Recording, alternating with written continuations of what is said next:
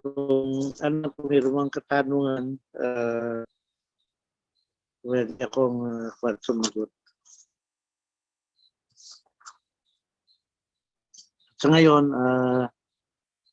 technical consultant ako ng Pinelco. Japan ay Pinelco projects ang ginagawa na. Sir, bago ang lahat ng questions, thank you so much, Architect Nick. Meron po tayong phone-in question para mula sa isang surprise guest. I will share screen po. Pakiko lang ma, waiting to see yung dating ng dito eh. Sige po, ihanap ko lang yung aking Sir Nick, can you see my from current slide?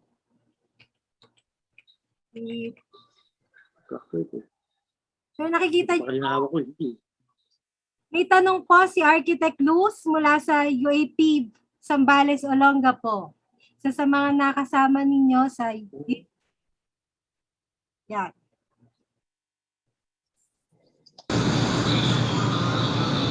And then another question po is, kunyari lang, bukod sa akin, Yeah. sino po ang parang naging mentor nyo or naging inspiration nyo sa naging journey nyo bilang isang architect, sikat na architect ng Bataan chapter?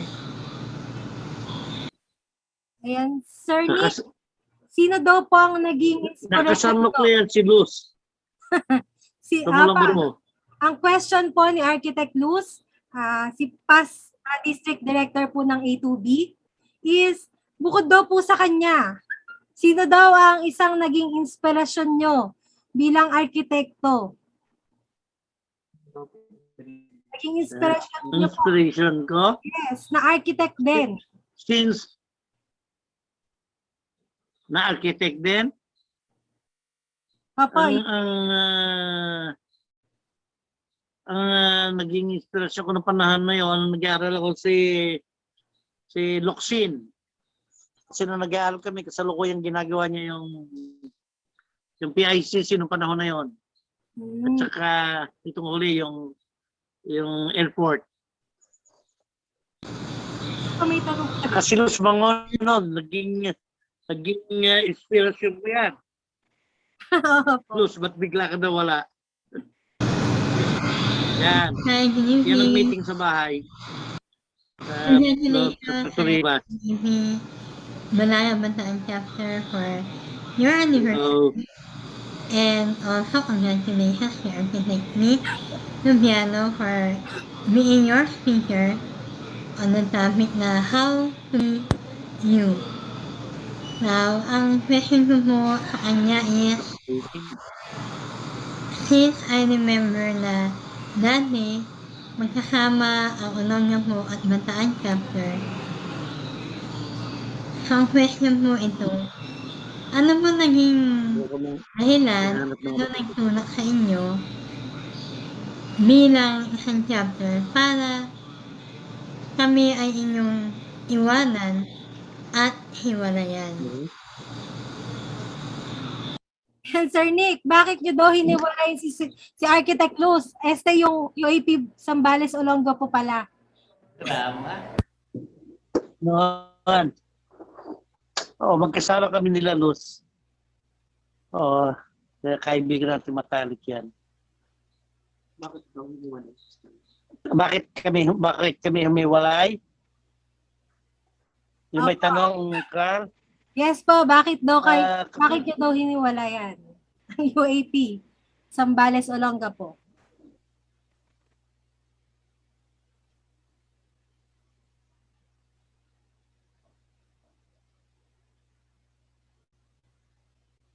Nawala po yata, Sir Nick. Nawala po, Sir.